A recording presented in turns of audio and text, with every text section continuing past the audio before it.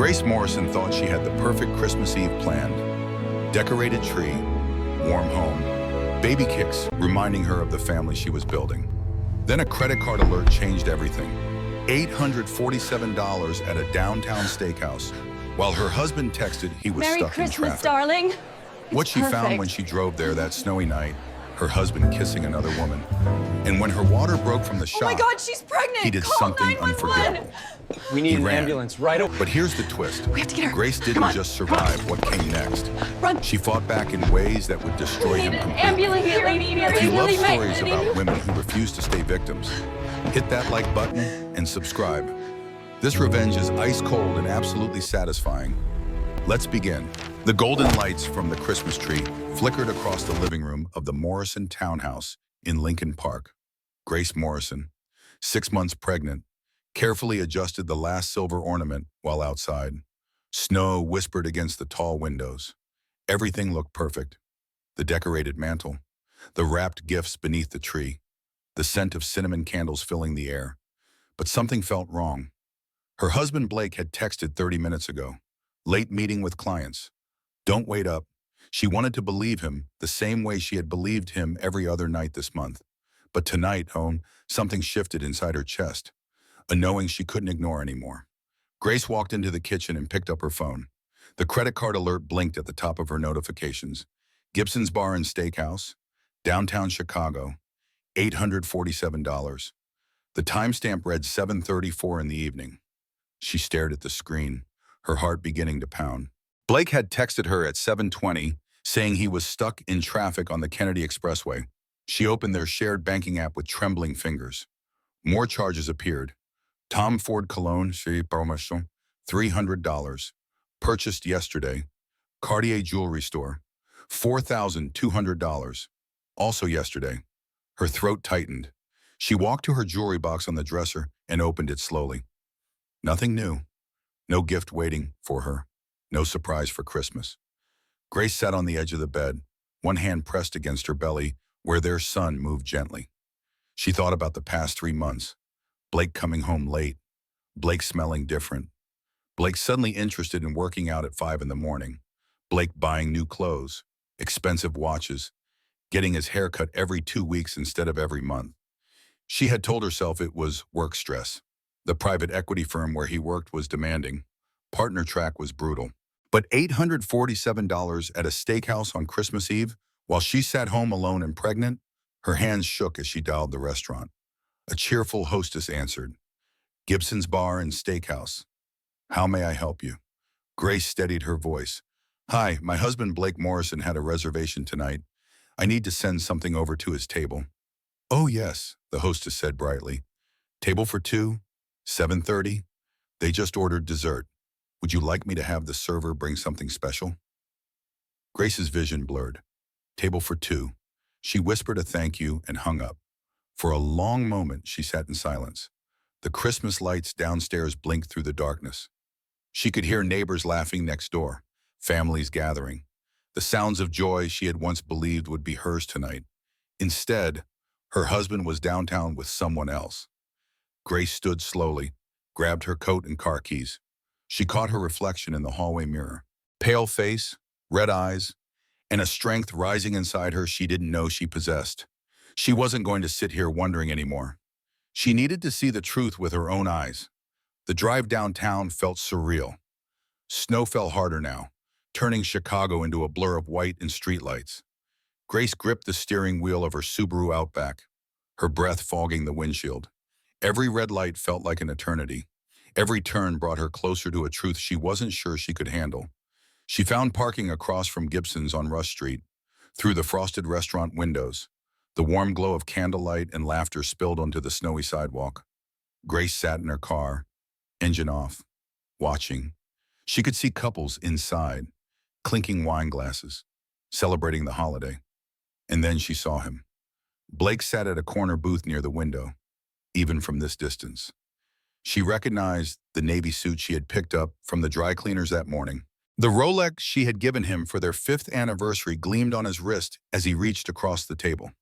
His hand covered someone else's hand, a woman with long dark hair and a red dress. Grace's stomach turned.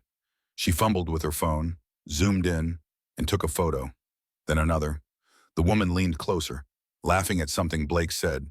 He smiled that same smile he had used on Grace during their first date at the Art Institute 8 years ago. The smile that had made her believe in forever. Grace couldn't just sit in the car. She needed to know more. She stepped out into the freezing night, pulled her coat tight around her pregnant belly, and walked across the street. Inside the restaurant, warmth and noise enveloped her. A hostess approached with a bright smile, but Grace gestured toward the bar. "Just getting a drink," she said softly. She slid onto a bar stool with a clear view of Blake's table. The bartender, an older man with kind eyes, set a napkin in front of her. "What can I get you, hot chocolate?" Grace said, "and maybe some answers." The bartender followed her gaze to the corner booth. He frowned slightly. "That your husband?" Grace nodded, unable to speak. The bartender sighed. "Third time this month, ma'am. Same woman. I'm real sorry." The words hit like a physical blow. 3 times. This wasn't a mistake or a moment of weakness. This was intentional. This was a pattern. Grace blinked back tears and watched as Blake leaned across the table and kissed the woman. Not a polite peck, a real kiss. The kind that meant something. Pain shot through Grace's abdomen, sharp and sudden. She gasped, clutching the bar. The bartender's eyes widened. "Ma'am, you okay?" Another cramp seized her, stronger this time.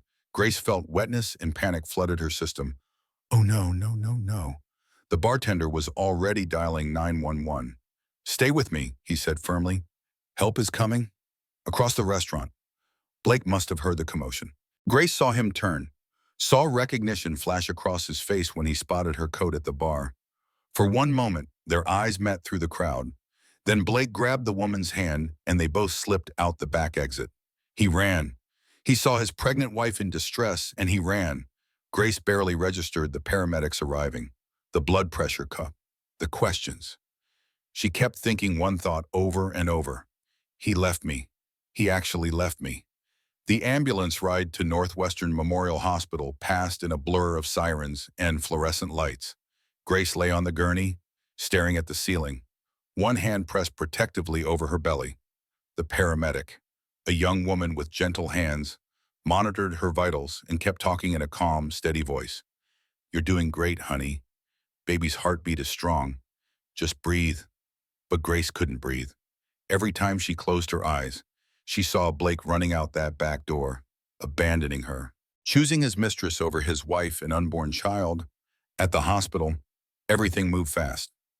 Nurses wheeled her into the emergency obstetrics unit, bright lights, beeping monitors. A doctor in blue scrubs appeared at her side. "I'm Dr. Helen Crawford," she said with a reassuring smile. "Let's see what's going on with you and baby." The ultrasound gel was cold against Grace's skin. She turned her head to watch the monitor as Dr. Crawford moved the wand across her belly. "There he is," the doctor said softly. "Strong heartbeat. Moving around. He looks good." Tears streamed down Grace's face. "He's okay. He's okay. But you're not. Grace, your blood pressure is dangerously high. 160/100, and what you experienced was false labor. Braxton Hicks contractions, likely triggered by extreme stress." Dr. Crawford pulled up a stool and sat down, her expression serious. "What happened tonight?" Grace's voice cracked. "I caught my husband cheating." Dr. Crawford nodded slowly. "I'm not going to sugarcoat this. If you don't eliminate the source of stress in your life immediately, you risk developing preeclampsia. That can lead to seizures, placental abruption, even death for you or the baby. Do you understand what I'm saying?" Grace wiped her eyes. "I need to leave him." "Yes," the doctor said bluntly. "You do."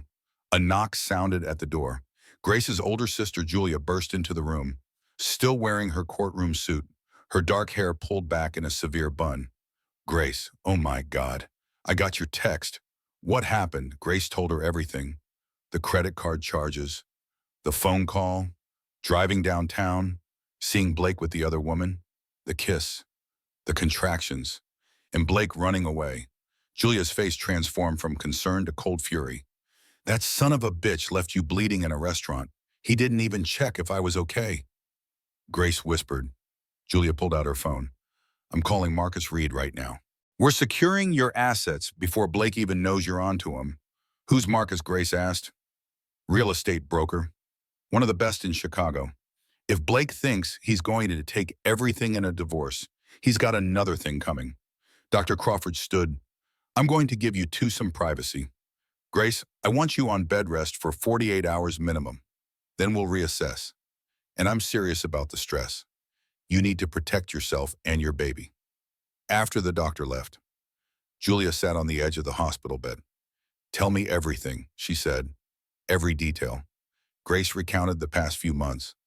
Blake's behavior changes. The late nights, the new wardrobe, the distance between them that had grown so wide she couldn't remember the last time they had a real conversation. Julia listened, her lawyer brain already working. Did you take photos tonight? Grace nodded and pulled out her phone. Julia studied the images, her jaw tight. This is good evidence.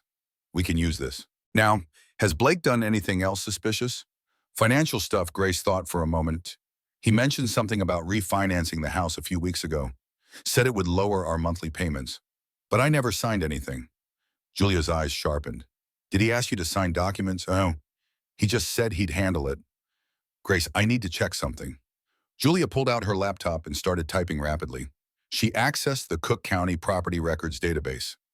After a few minutes of searching, her face went pale. Oh, you've got to be kidding me. What? Grace sat up straighter, despite the monitors beeping in protest. Julia turned the laptop screen toward her. Blake filed a preliminary quit-claim deed 2 weeks ago. He's trying to transfer the house into an LLC that only he controls. And Grace, this signature here? She pointed to a scanned document.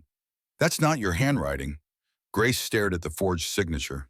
Her name, but not her writing. He's stealing the house. He's trying to, Julia said grimly. But he hasn't succeeded yet. The deed isn't finalized, which means we have a window to act. A small one. The hospital room door opened again. Blake stood there, hair disheveled, coat dusted with snow. Grace, thank God. I came as soon as I heard. Julia stood up, blocking his path to the bed. You came 2 hours late. Where were you? Blake's eyes darted to Grace, then back to Julia. I was at the office. When you called, I drove straight here. Funny, Grace said quietly, because the hospital called you first. I saw the notification on your phone screen before you ran out of the restaurant. Blake's face drained of color. The restaurant, Grace. I don't know what you think you saw, but I saw you kiss her. Grace interrupted, her voice steady now. I saw you hold her hand. I saw you run out the back door when your pregnant wife collapsed. And now Julia tells me you're trying to steal our house. Blake opened his mouth, then closed it. For the first time in their 8-year marriage, he had no smooth words, no easy explanation. Get out, Grace said. Julia will bring me home when I'm discharged. Grace, please. Blake started. Julia stepped forward. She's asked you to leave. If you don't, I'll call security and file a restraining order tonight. Your choice. Blake stared at Grace for a long moment. She saw something flicker across his face. Not remorse, calculation. He was already planning his next move. Fine, he said coldly. We'll talk when you're thinking clearly. After he left, Grace closed her eyes. Julia squeezed her hand. You did good, little sister. Now we're going to do better. We're going to take everything he thinks he owns, and we're going to make sure you and that baby are safe. I promise. Grace looked at the ultrasound photo the nurse had printed for her son's tiny profile. His hand raised near his face. I'm getting us out, she whispered to the image. Whatever it takes. The morning after Christmas arrived gray and cold. Grace sat in a coffee shop in Evanston, far from Blake's usual downtown haunts, watching snow fall past the window. Her sister Julia sat across from her, a stack of legal documents spread across the table. Next to Julia sat Marcus Reed, a quiet man in his early 40s with sharp eyes and an air of competence. Marcus slid a folder toward Grace. I pulled the property records last night after Julia called. Your townhouse in Lincoln Park is currently valued at $1.8 million. It's in both your names, which means you have every legal right to sell it. But Blake will fight it, Grace said. Not if he doesn't know until it's done, Julia interjected. Marcus has a buyer, cash purchase, relocating executive from Boston. Needs to close fast. We can have this done in 14 days. Grace's hands trembled around her coffee cup. 14 days of pretending everything is normal. I don't know if I can do that. Marcus leaned forward. Grace, I also found something else. Blake made inquiries with 3 different lenders about refinancing. When they asked for your signature, he said you'd email documents directly. 2 of those lenders flagged it as suspicious and declined. The third is still processing, which means Blake is actively trying to secure a loan against the house using your forged signature. That's a federal crime, Julia added. Wire fraud, forgery, theft. But here's the problem. If we report it now, the house gets tied up in a criminal investigation. You won't see a dime for years. Better to sell it legally first. Get the money into your account, then let the prosecutors sort out Blake's fraud. Grace thought about her baby, about the medical bills, about starting over alone. What do I need to do? Marcus pulled out more paperwork. I need you to sign a power of attorney giving me authority to sell. We'll list it as a private sale through an anonymous LLC to protect your identity. The buyer is ready to wire the deposit today.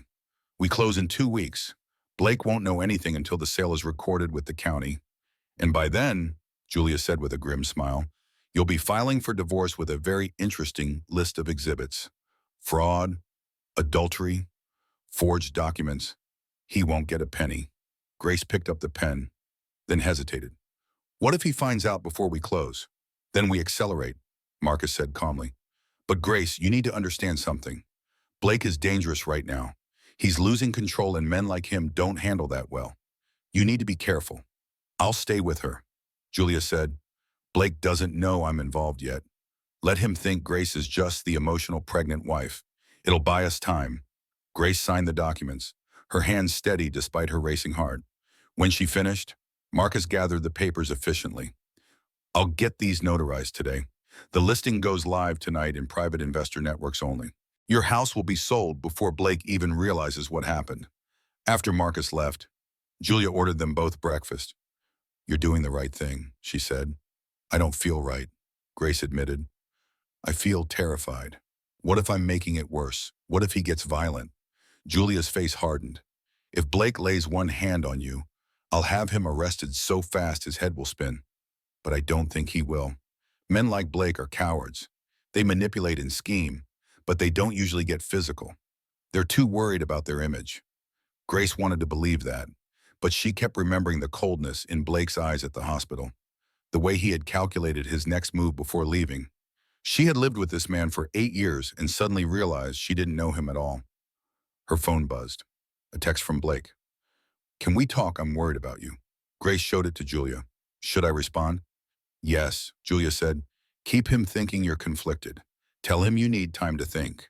Make him believe he still has a chance. Grace typed carefully. I'm staying with Julia for a few days. Doctor's orders.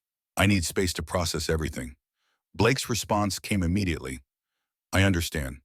Take all the time you need. I love you. Grace stared at those 3 words. I love you. Did he ever, or had she been so desperate to believe in their marriage that she missed all the signs? The late nights, the distance, the way he looked through her instead of at her. Julia reached across the table and squeezed her hand. It's not your fault, you know. You're not stupid or blind. He's just a really good liar. Grace nodded, but the shame still burned. How many people had known? How many coworkers, friends, neighbors had watched Blake parade around with his mistress while Grace stayed home decorating for holidays and planning for their baby that evening. Grace moved into Julia's apartment in Wicker Park. It was smaller than the townhouse, a 2-bedroom in an old Victorian building with creaky floors and radiators that clanked at night. But it felt safe. Julia had changed the locks and installed a security camera at the front door. Blake called 3 times that night. Grace let them all go to voicemail. On the 3rd message, his voice shifted from concern to irritated. Grace, this is ridiculous. We need to talk like adults. Call me back. Julia. Listening on speaker, raised her eyebrows. There's the real Blake. Took him less than 12 hours. Grace lay awake that night, one hand on her belly. Feeling her son kick and turn, she whispered to him in the darkness, I'm going to protect you. Your father doesn't get to hurt us anymore. I promise. Her phone lit up one more time. Not Blake. A text from an unknown number. You think you're so smart. You have no idea what's coming. Grace's blood ran cold. She showed Julia, who immediately called the police. An officer came by to file a report, but there wasn't much they could do about an anonymous text. Still, it went into the record. Another piece of evidence against Blake. As Grace finally drifted off to sleep, she thought about the house sale. 14 days until closing. 14 days of pretending. 14 days of lying to the man who had lied to her. She could do this. She had to. The next week passed in a strange blur of normalcy and secrets. Grace returned to the townhouse during the day when Blake was supposedly at work. She packed boxes slowly, carefully, labeling them as donations or storage for the baby. Blake never questioned it. He seemed relieved she was staying busy, focusing on nesting instead of their crumbling marriage. He brought her flowers on day 3. Roses, her favorite. Grace put them in a vase and thanked him with a smile that didn't reach her eyes. That night, while Blake snored in their bed, she signed more documents Marcus had prepared. Sale disclosures, title transfers, proof of ownership. Every signature felt like another step toward freedom. On day 5, Blake suggested couples therapy. Grace, I think we should talk to someone. A professional. This has been hard on both of us. Grace agreed, knowing the appointment would never happen. Blake scheduled it for the following Tuesday. He missed it. Texting at the last minute. Emergency at work. Can we reschedule? Grace sat alone in the therapist's waiting room and didn't bother responding. She used the hour to meet with Marcus instead. The buyer had wired the deposit. $200,000 sat in escrow. 1 week until closing. That evening, Blake's mother called. Grace, sweetie, Blake told me you've been having some emotional difficulties. The pregnancy hormones can be so challenging. I just want you to know we're here for you. Grace kept her voice pleasant. Thank you, Margaret. I appreciate your concern. After hanging up, she played the conversation back for Julia on speakerphone. He's setting up a narrative, Julia said darkly, making you seem unstable, building a custody case before you've even filed for divorce. Can he do that? Grace asked. He can try, Julia said. But we'll be ready. I'm documenting everything. Every missed therapy appointment, every late night, every lie. When we go to court, Blake's going to wish he'd been honest from the start. On day 8, Grace found Blake's laptop open on the kitchen counter. He was in the shower. She shouldn't look. She knew she shouldn't, but her hands moved on their own. His email was open. The most recent thread made her stomach turn. Blake to his attorney, someone named Richard Sullivan. Need to establish pattern of mental instability, pregnancy hormones, emotional outbursts. Document everything for custody filing. Grace's hands shook as she scrolled through more emails. There were dozens. Blake to his partners at the firm, discussing how to hide certain financial transactions. Blake to someone named Sienna, the woman from the restaurant. I'll handle Grace. She doesn't suspect anything about the money. What money? Grace quickly forwarded key emails to her own account, deleted the sent items, and closed the laptop. Her heart pounded so hard she thought Blake might hear it from the bathroom. When he emerged, wrapped in a towel, Grace was calmly folding laundry. Everything okay? He asked. Fine, Grace said, just tired. That night, she sent the emails to Julia. Within an hour, her sister called back. Grace, Blake isn't just cheating and forging documents. He's embezzling from his firm. These transactions he's discussing, these offshore accounts, this is serious fraud. We're talking federal charges. Does this help me? Grace asked. It means Blake has way more to lose than just the house. Julia said he's facing prison time, which makes him more desperate and more dangerous. Grace lay awake again that night, listening to Blake breathe beside her. Who was this man? How had she shared a bed, a life, a future with someone capable of this level of deception? On day 10, Marcus called with good news. We close tomorrow, 3 o'clock. The buyer's attorney has confirmed the wire transfer is ready. Grace, by this time tomorrow, you'll have $1.6 million in your account after fees and closing costs. Grace almost couldn't process the number. That much your half of the house, plus Blake's half since you're selling jointly, and he doesn't know to contest it. Marcus explained, legally, he's entitled to half. But since he won't know about the sale until it's recorded, we're seizing the opportunity. He can fight it later, but the money will already be secured in your name. Julia, listening on speaker, grinned. And once that money hits your account, we file for divorce and submit all evidence of his fraud to the prosecutors. Blake's going to have much bigger problems than a divorce settlement. That night at dinner, Blake seemed almost giddy. Grace, I've been thinking, maybe I should take some time off work, spend more time preparing for the baby. What do you think? Grace's stomach dropped. If Blake was home all day, he'd discover everything. The packed boxes, the missing documents, the house sale. That sounds nice, she managed to say. Blake reached across the table and took her hand. I know I've been distant. I want to fix that. We can fix this. Grace looked at his face, searching for any hint of the man she'd fallen in love with. But all she saw was a stranger wearing a mask.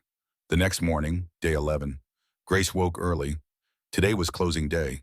She dressed carefully, told Blake she had a doctor's appointment, and drove to Marcus's office downtown. The buyer's attorney was already there, a sharp woman named Elizabeth Warren who moved through paperwork with impressive efficiency.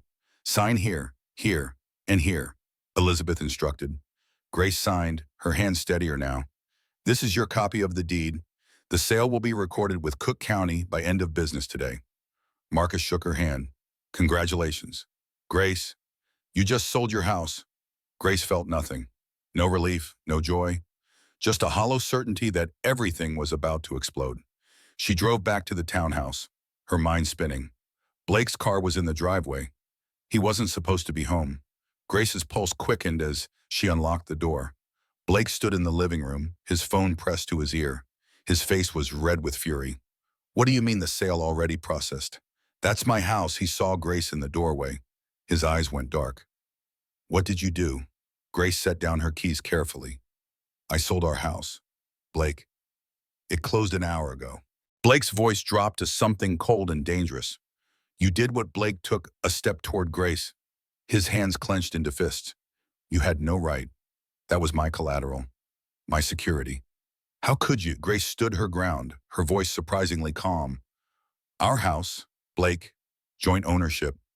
I had every right, and unlike you, I didn't need to forge anyone's signature. Blake's face went pale, then red. You've been spying on me. I've been protecting myself. Grace corrected.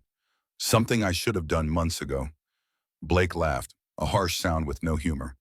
Protecting yourself. You're 6 months pregnant. Grace, you're alone. You have no income, no career anymore because you quit to be a stay-at-home mom. Without me, you have nothing. Grace felt something inside her shift. The fear that had dominated the past weeks transformed into cold fury. I have $1.6 million as of 2 hours ago.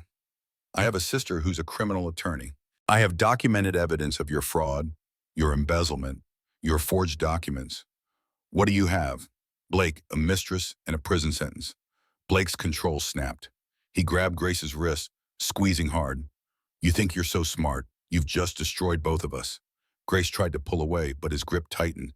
Blake, let go. You're hurting me. Instead, Blake yanked her closer, his face inches from hers. You're not taking my son. I'll prove you're unstable. I'll prove you're unfit. You'll never see him again. Terror flooded Grace's system, but she forced herself to stay calm. If you don't let go right now, I'm calling the police. Blake shoved her backward. Grace's hip hit the corner of the coffee table, hard. Pain exploded through her side. She stumbled, trying to catch her balance, but her feet slipped on the hardwood floor. She fell, her shoulder slamming into the ground. For a moment, everything went silent. Grace lay on the floor, her mind blank with shock. Then she felt it. Wetness, warmth spreading beneath her. She looked down and saw blood seeping through her pants. Oh God, she whispered. The baby. Blake stood frozen, staring at her. His face cycled through emotions. Shock, fear, then something worse. He turned and ran, not to help her, not to call for help. He grabbed his coat and keys and ran out the front door.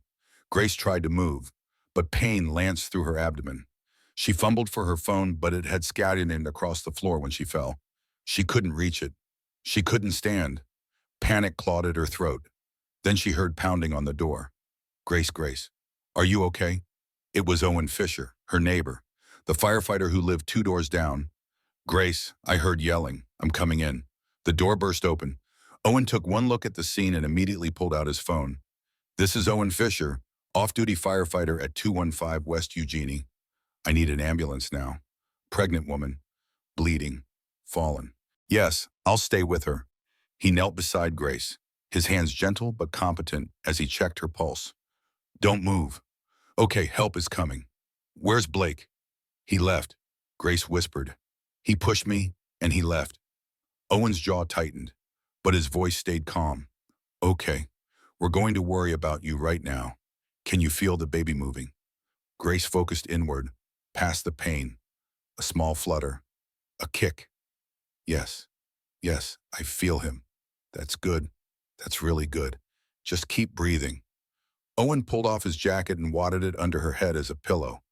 "You're going to be okay. Both of you." The ambulance arrived within minutes. Paramedics swarmed into the townhouse. Female, 32 years old, approximately 26 weeks pregnant, blunt force trauma to the hip and shoulder, vaginal bleeding. One of them rattled off into a radio. They loaded Grace onto a gurney.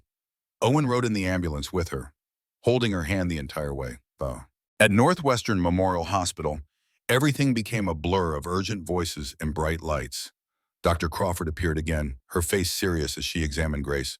"We need to monitor you closely. The baby's heartbeat is strong right now, but you've had a significant trauma. I'm concerned about placental abruption." "What does that mean?" Grace asked, tears streaming down her face. "It means the placenta could separate from your uterine wall. If that happens, we'd need to deliver immediately, even though you're only 6 months along." The doctor squeezed her hand. "But we're going to do everything we can to keep that baby inside where he belongs. You need complete bed rest. No stress, no movement." "My husband," Grace started. Owen interrupted. "Blake left the scene. I'm a witness. He shoved Grace and she fell. Then he ran. I saw the whole thing." Dr. Crawford's expression hardened. "I'm calling social services and the police. This is domestic violence during pregnancy. We have protocols." Within an hour, 2 police officers arrived to take statements. Officer Davis, a woman in her 40s with kind eyes, sat beside Grace's hospital bed. "Tell me what happened," she said gently. Grace recounted everything. The argument about the house, Blake grabbing her wrist, the shove, the fall, the blood, Blake running away. Officer Davis wrote it all down, her pen moving steadily across the notepad. "We're going to issue an emergency protective order," she said. "Blake won't be allowed within 500 feet of you. And we're filing charges. Domestic battery, assault of a pregnant woman. He's looking at serious jail time." Grace closed her eyes, exhausted. "I just want my baby to be safe. We're going to make sure of that," Officer Davis promised. Julia arrived 30 minutes later, still in her courtroom suit, her face a mask of cold fury. She listened to everything, made notes, asked questions. When the officers left, she turned to Grace. "We're going nuclear. I'm filing for divorce tomorrow with a request for emergency custody, full restraining order, and I'm submitting all the evidence to the prosecutors." "Blake's done. What if he comes back?" Grace whispered. Julia's voice was steel. "Then he gets arrested. Owen and I are taking shifts. You're not going to be alone." That night, as Grace lay in the hospital bed, monitors beeping softly, she felt her son kick, a strong, determined kick. She placed her hand over her belly and whispered, "I'm so sorry. I should have protected you better. But I promise, from now on, nothing matters more than keeping you safe." Her phone buzzed. A text from an unknown number. "You're going to regret this." Grace showed it to Julia, who immediately forwarded it to the police. Another piece of evidence, another nail in Blake's coffin. But Grace couldn't shake the cold fear settling into her bones. Blake had already proven he was willing to hurt her. What would he do when he realized he was losing everything? Grace spent 3 days in the hospital, under observation. Dr. Crawford monitored the baby constantly, and each ultrasound showed the same reassuring image: a strong heartbeat, steady movement, no signs of placental separation. On the 3rd day, the doctor finally cleared her for discharge with strict instructions. "You're on complete bed rest for 2 weeks minimum," Dr. Crawford said firmly. "That means you get up only to use the bathroom. No cooking, no cleaning, no stress. Your blood pressure is still elevated. One more incident like this, and we're talking premature delivery, with all the complications that entails. Grace nodded, one hand protectively over her belly. I understand. Julia had already transformed her guest bedroom into a recovery space. She'd moved in a recliner, set up a mini fridge with snacks and water, and installed a video monitor so she could check on Grace from work. Owen stopped by twice a day, bringing meals and keeping watch. The protective order against Blake had been served immediately. According to Officer Davis, Blake had been staying at a hotel downtown. He'd already hired an attorney, someone named James Mitchell, who specialized in high net worth divorces. On Grace's fourth day home, Julia brought news from the divorce filing. Blake's response was filed this morning. He's claiming you sold the house illegally, that you're mentally unstable, and he's requesting emergency custody of the baby once he's born. Grace's chest tightened. Can he do that? He can try, Julia said, but we have evidence. Hospital records, police reports, witness statements from Owen, plus all the financial fraud. Blake's attorney is good, but he's working with a losing hand. The next blow came from an unexpected direction. Grace's phone rang with a call from Margaret. Blake's mother? Grace, dear, I just heard about the incident. I'm sure it was all a misunderstanding. He pushed me. Margaret, I was bleeding. He left me on the floor and ran. Blake says you attacked him first, that he was defending himself. Grace's voice went cold. I'm 6 months pregnant. How exactly would I attack a man who's 6 feet tall and works out 5 days a week? Silence on the other end. Then Margaret's voice, harder now. Blake is my son. I will support him, and I will testify in court that you've been unstable throughout this pregnancy. Then you'll be committing perjury. Grace said quietly, because we both know that's not true. She hung up. Julia, who'd been listening, shook her head. They're going to throw everything at you. Blake's family has money. They'll drag this out as long as possible. Let them. Grace said, I'm not backing down. That evening, Grace's phone buzzed with an email notification. The sender was Sienna Cross, the woman from the restaurant. Grace almost deleted it, but something made her open it. The message was short. We need to talk. I have information about Blake you need to know. Grace showed Julia, who frowned. It could be a trap, or it could be useful. Grace countered. She responded carefully. I'm willing to listen. Video call only. Julia will be present. 30 minutes later, Grace and Julia sat in front of Julia's laptop as Sienna's face appeared on screen. She looked younger than Grace expected, maybe 27, with dark circles under her eyes and no makeup. She also looked scared.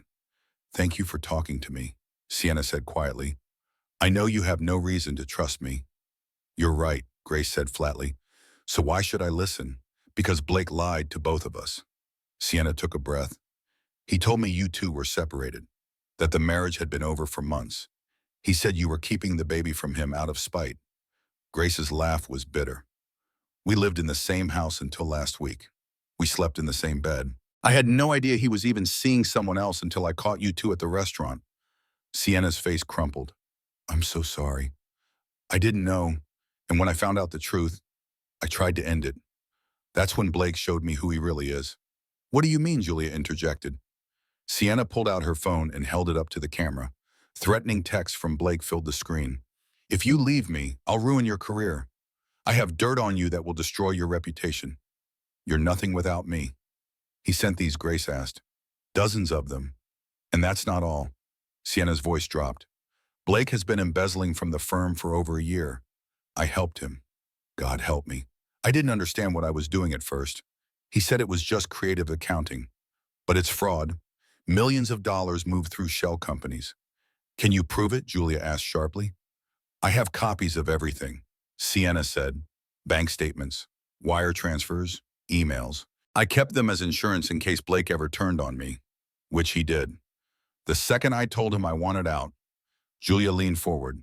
Sienna, are you willing to cooperate with federal prosecutors if it means Blake goes to prison? Yes. He's a monster, and I'm not going down with him. After the call ended, Julia immediately contacted the Mistress attorney's office. By morning, federal investigators had opened a formal case. The charges expanded rapidly: wire fraud, embezzlement, money laundering, and now domestic violence. Blake's attorney tried to spin it, My client denies all allegations. This is a vendetta by a bitter ex-wife. But the evidence was overwhelming. Security footage from the townhouse showed Blake shoving Grace. Owen's testimony corroborated her injuries. Hospital records documented the trauma. And now Sienna's cooperation gave prosecutors everything they needed on the financial crimes. 2 weeks after the incident, Grace sat in Julia's living room when the news broke. Her sister had the television on while cooking dinner. The anchor's voice cut through the apartment.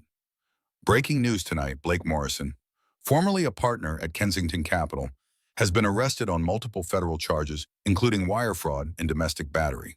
Grace watched Blake's face fill the screen. His mugshot, no longer the polished executive in expensive suits, just a man in an orange jumpsuit looking scared and small. Julia came to sit beside her. How do you feel? Grace thought about it. Empty.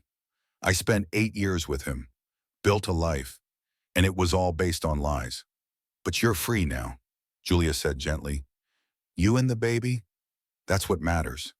Grace nodded, her hand on her belly.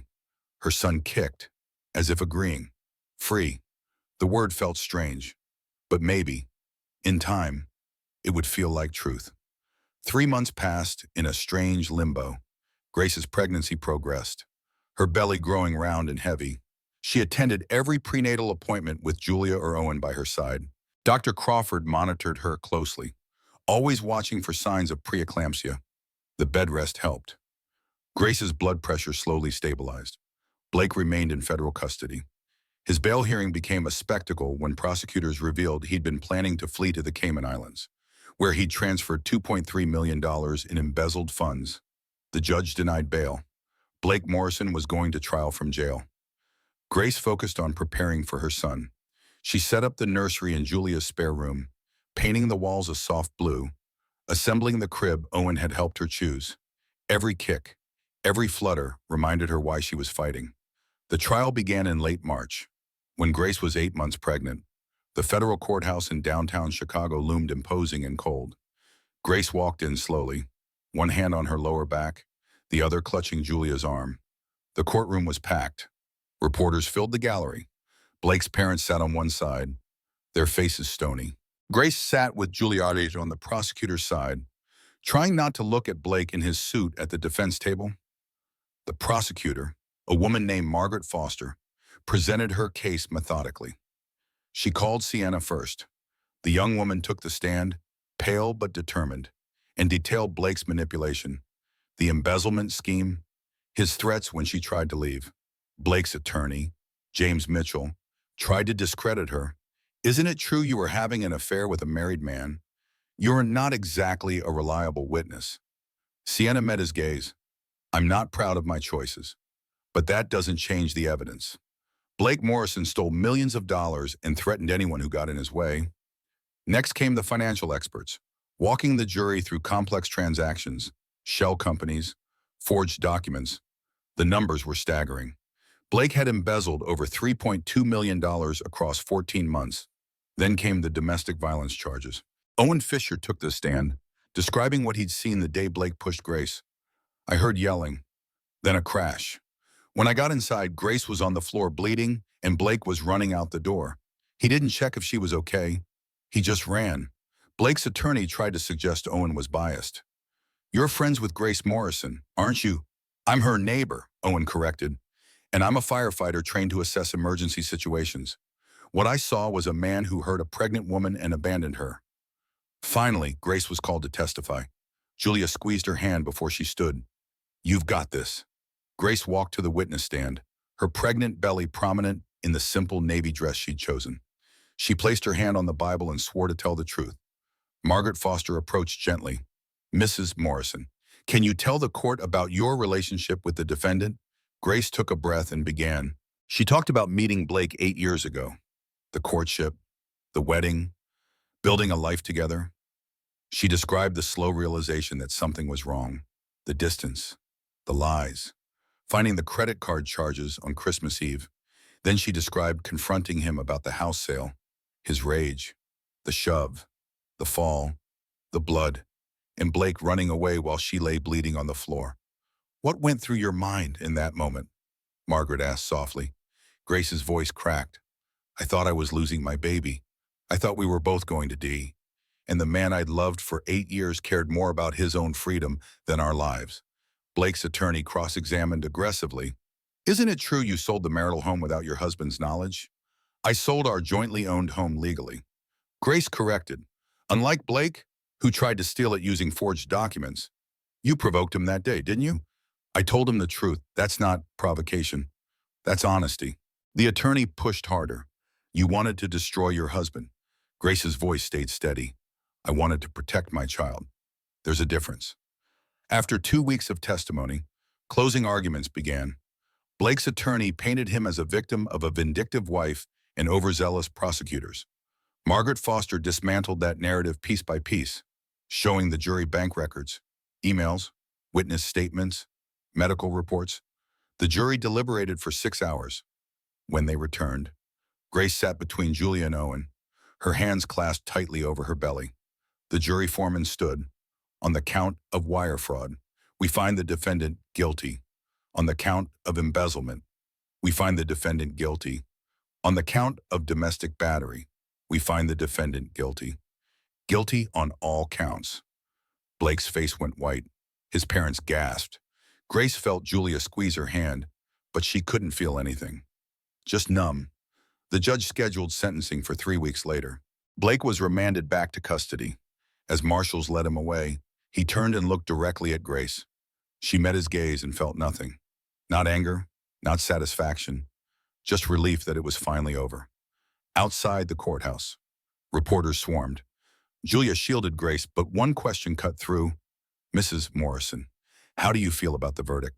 Grace paused, turned to face the cameras. Justice isn't about revenge. It's about accountability. Blake Morrison hurt a lot of people. Today, he faced consequences. That's all I ever wanted. That night, Grace lay in bed, her son kicking actively inside her. She whispered to him, "Your father made terrible choices, but that doesn't define you. You're going to be good and kind and honest. I promise." 3 weeks later, Grace returned to the courthouse for Blake's sentencing. She was 9 months pregnant now, her due date just a week away. Dr. Crawford had cleared her to attend, but warned her to take it easy. Too much stress could trigger labor. The courtroom felt different this time, quieter. The media circus had died down. Only a few reporters remained in the gallery. Blake's parents were absent. They'd issued a statement through their attorney disowning their son and apologizing to Grace. Blake sat at the defense table looking diminished. Prison had aged him. His expensive suit hung loose on his frame. When he glanced back at Grace, she saw something she'd never seen before in his eyes. Genuine fear. The judge, a woman named Patricia Winters, reviewed the pre-sentencing report. Blake's attorney made a last plea for leniency. "Your Honor, my client acknowledges his mistakes. He's lost everything. His career, his marriage, his reputation. Isn't that punishment enough?" Judge Winters looked over her glasses. Mr. Morrison embezzled over $3 million from clients who trusted him. He forged legal documents. He physically assaulted his pregnant wife and abandoned her while she bled. These aren't mistakes. These are crimes that demonstrate a pattern of selfish, dangerous behavior. She turned to Blake. "Do you have anything to say before I impose sentence?" Blake stood slowly. His voice was hoarse. "Grace, I'm sorry. I know that doesn't mean anything now, but I am. I destroyed everything good in my life because I was greedy and stupid. I don't expect forgiveness. I just want you to know our son will have a better father than I was, even if that father is the example of who not to become." Grace felt her son kick hard, as if protesting. She kept her face neutral.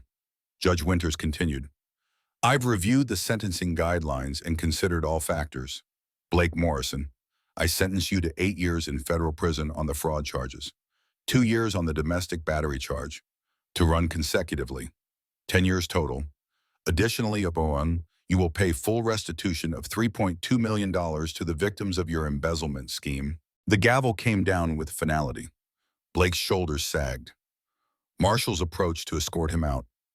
As he passed Grace's row, he stopped. "Grace." She looked up, meeting his eyes one last time. "Take care of him," Blake whispered. "Our son. Tell him I'm sorry." Grace's voice was quiet but clear. "I'll tell him his father made choices that hurt people, and that he gets to choose differently. Blake nodded once, then let the marshals lead him away. Outside the courthouse, a spring breeze carried the scent of blooming trees. Julia linked her arm through Grace's. "How are you feeling, Hard?" Grace admitted, but ready to move forward. That night, Grace couldn't sleep. Her son was active, rolling and kicking with unusual intensity. She paced Julia's apartment, one hand on her lower back, breathing through the discomfort. Around 2 in the morning, she felt it, a sharp contraction that took her breath away. "Julia," she called out, "I think it's time." Her sister appeared instantly, already grabbing the hospital bag they'd prepared weeks ago. Okay, we're ready. Let's get you to the hospital." The drive to Northwestern Memorial felt both endless and too fast. Contractions came every 5 minutes now, each one stronger than the last. By the time they wheeled Grace into labor and delivery, she was barely coherent. Dr. Crawford appeared, calm and efficient as always. "Let's have a baby," she said with a smile. The next hours blurred into pain and pushing and exhaustion.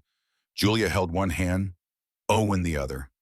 He'd met them at the hospital, refusing to leave until he knew Grace and the baby were safe.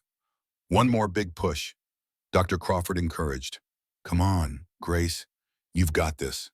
Grace bore down with everything she had left, and suddenly, a cry filled the room, sharp, indignant, beautiful. "It's a boy," Dr. Crawford announced, holding up a squirming, pink infant. A healthy baby boy.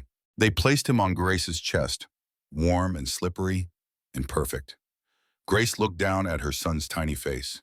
His eyes squeezed shut, his mouth open in protest at this bright, cold world.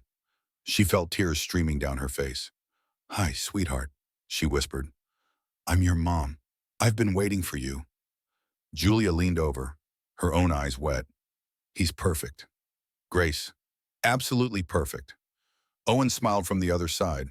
What's his name? Grace had thought about this for months. She'd considered family names, meaningful names, strong names. But looking at her son now, only one felt right. "Henry," she said softly. "Henry James Morrison. It means ruler of the home. He's going to be strong and good." Henry let out another cry, as if approving his name. The nurses took him briefly to clean and weigh him. 7 pounds, 4 ounces, 20 inches long, 10 fingers, 10 toes. Perfect APGAR scores. When they returned Henry to Grace's arms, she studied every detail of his face. He had her nose, her chin, but his eyes, when they briefly opened, were deep blue. Those might change. The nurse said, "But for now, he's looking right at his mama." Grace kissed Henry's forehead. "You're safe now. I promise you're safe." 6 months passed in a blur of sleepless nights and tiny milestones. Henry's first smile, his first laugh, the way he tracked Grace with his eyes whenever she moved around the room. He was an easy baby, content and curious, and Grace fell more in love with him every single day. She'd moved into her own apartment in Oak Park, a quiet neighborhood with good schools and tree-lined streets. It was small, a 2-bedroom with old hardwood floors and windows that let in morning sunlight. But it was theirs, safe, peaceful. The money from the house sale and Blake's required restitution payments had been placed in a trust for Henry. Grace lived modestly, working part-time from home as an architectural consultant. It wasn't the career she'd once imagined, but it allowed her to be present for her son. Julia visited weekly, always bringing groceries and usually staying for dinner. Owen stopped by almost daily, claiming he was just checking in, but really coming to play with Henry, who lit up whenever Owen walked in the room. One afternoon in October, Grace received a letter from Blake. It had been forwarded through his attorney, checked by authorities to ensure it contained nothing threatening. Grace almost threw it away unopened, but something made her read it. The handwriting was Blake's, but less confident than she remembered. "Grace, I do not expect you to respond to this. I just need to say some things. I've spent the past 6 months in therapy, court mandated, and I'm finally understanding what I did. Not just the crimes, but the cruelty. I was so focused on what I wanted, on maintaining an image of success, that I forgot how to be human. I hurt you in ways I'm only now beginning to comprehend.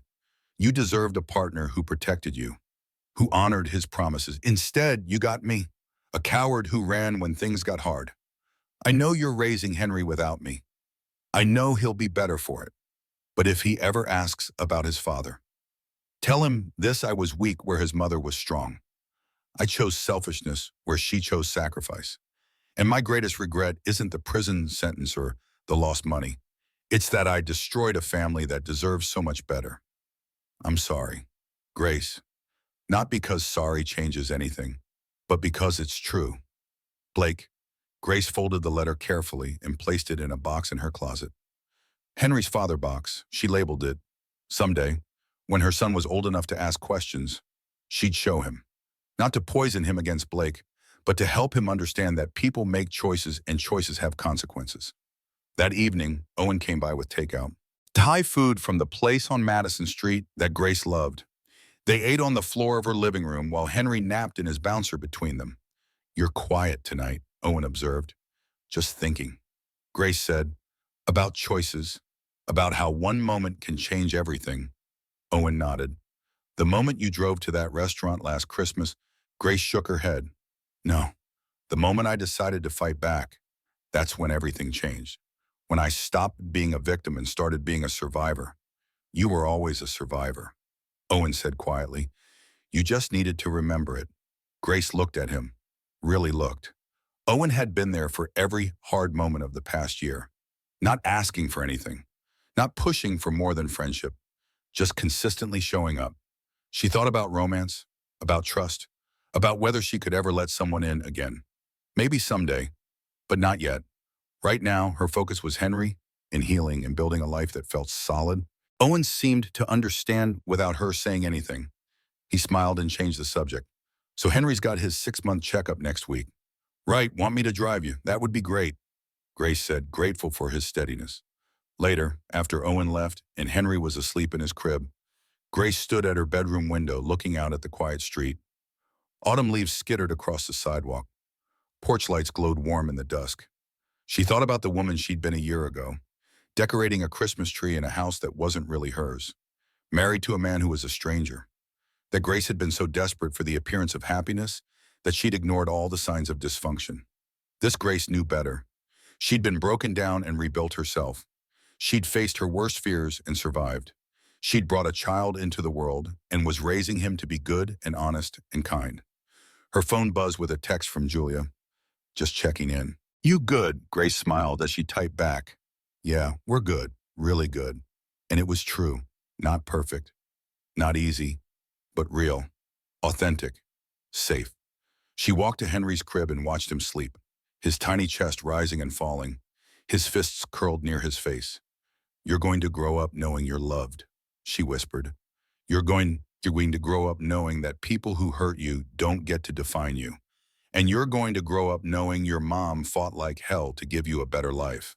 Henry sighed in his sleep, a soft sound of contentment. Grace returned to her own bed and, for the first time in a year, fell asleep without fear. 2 years passed. Henry grew from a baby into a toddler with curious eyes and an infectious laugh. He said his first word, Mama, at 11 months. He took his first wobbly steps at 13 months, crashing into Grace's arms with a triumphant giggle. He was joy personified, and Grace thanked the universe every single day that she'd found the courage to leave when she did. Grace's career had flourished in unexpected ways. Her architectural consulting had evolved into her own small firm, specializing in sustainable residential design. She'd hired 2 associates and taken on projects throughout Chicago. The work challenged her, fulfilled her, and allowed her to build something entirely her own. Julia had made partner at her law firm. Owen had been promoted to captain at his firehouse. The 3 of them remained close, a chosen family that felt more real than any blood connection Grace had known. One December afternoon, Grace stood in her kitchen baking cookies with Henry. He stood on a step stool beside her, his small hands covered in flour, concentrating fiercely on pressing cookie cutters into dough. Good job, buddy, Grace encouraged. Those are perfect Christmas trees. Henry beamed up at her. Presents under trees. Mama, that's right. Presents under trees. Grace's heart swelled. 2 years ago, Christmas had been the night her world fell apart. Now it was just another holiday, filled with love and laughter and a toddler who believed in magic. Her phone rang. An unknown number. Grace hesitated, then answered. Hello, Mrs. Morrison. This is Officer Davis. We spoke a few years ago about your case. I remember, Grace said, her stomach tightening. Is everything okay? I wanted to let you know that Blake Morrison is up for early release. He served 2 years of his 10-year sentence, and his attorney is petitioning for parole based on good behavior.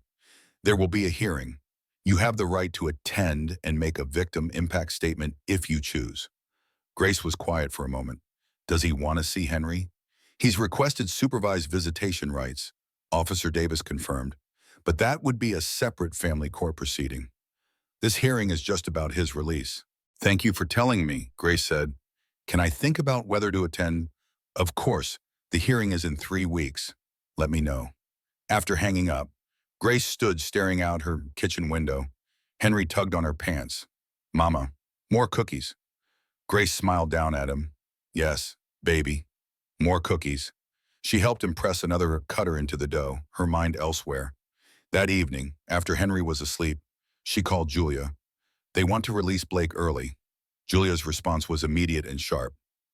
What, after 2 years? That's ridiculous. Apparently he's been a model prisoner. Grace sighed. They're having a parole hearing. I can make a victim impact statement if I want. Do you want to? Julia asked gently. Grace thought about it. Part of her wanted nothing to do with Blake ever again. But another part, the part that had fought so hard for justice, felt like she needed to close this chapter properly. I think I do, Grace said slowly.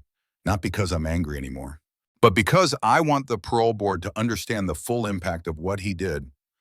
3 weeks later, Grace walked into the Illinois Department of Corrections parole hearing room. It was smaller than she expected. Just a table with 5 board members, a few chairs, and Blake sitting in prison blues, looking older and grayer than she remembered. Their eyes met briefly. Blake's face showed something Grace couldn't quite read. Shame, maybe, or resignation. The hearing proceeded formally. Blake's attorney presented evidence of his rehabilitation. Education courses completed, therapy sessions attended, letters from other inmates and guards praising his behavior. It painted a picture of a changed man. Then it was Grace's turn. She stood, approached the microphone, and unfolded the statement she'd written. My name is Grace Morrison.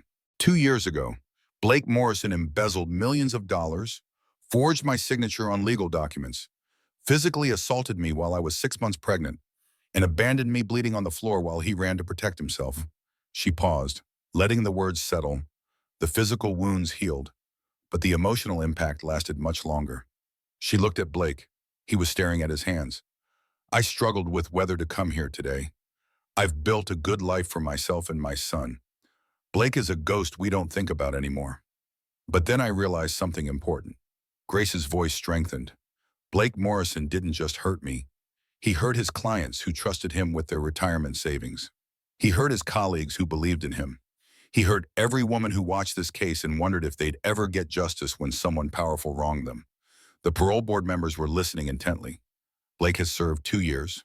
The court sentenced him to 10. I'm not here to argue about whether prison reforms people or whether redemption is possible. I'm here to say that consequences matter. Grace met Blake's eyes now. When you hurt people, especially when you hurt them from a position of power and trust, you don't get to decide when you've paid enough. The courts decide that. And the courts said 10 years. She stepped back from the microphone. Thank you for your time. Blake's attorney started to object, but Blake himself stood. Can I respond? The board chair nodded. Briefly, Blake turned to face Grace directly. You're right about all of it. I don't deserve early release. I don't deserve forgiveness. What I did was unforgivable. He took a shaky breath. But Grace, I need you to know something. The therapy here, the courses, they're not just for show. I finally understand what I destroyed. Not just your trust or our marriage. I destroyed the chance to know my son. And that's a punishment that will last far beyond any prison sentence. Grace felt something loosen in her chest. Not forgiveness, but acknowledgement. He finally understood. The parole board deliberated for an hour. When they returned, the chair spoke. Mr. Morrison, while we acknowledge your positive behavioral record, we find that the severity of your crimes in the victim's statement warrant completing more of your sentence. Parole is denied. You'll be eligible for another hearing in 3 years. Blake nodded, accepting it. As guards led him away, he glanced back at Grace one last time.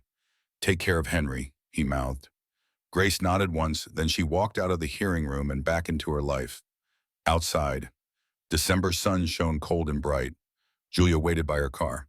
How do you feel, you? Good, Grace said, surprised to find it true. I feel good. Closure, Tim, I guess. They drove to pick up Henry from daycare together.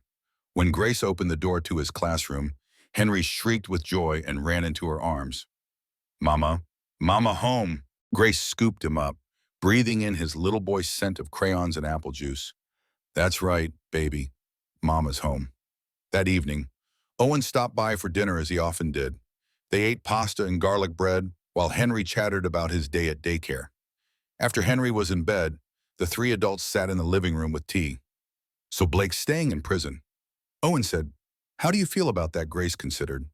Honestly, I feel neutral. He made choices. He's facing consequences. My part in that story is over. She looked around her cozy living room, at the photos of Henry on the walls, at the life she'd built. This is my story now, building something real with people who actually show up. Julia raised her mug. To showing up. Owen and Grace clinked their mugs against hers. To showing up, later, after everyone had left. Grace stood in Henry's doorway watching him sleep. She thought about the past 3 years. The betrayal, the fear, the fight, the victory. All of it had led to this moment. Her son safe and loved.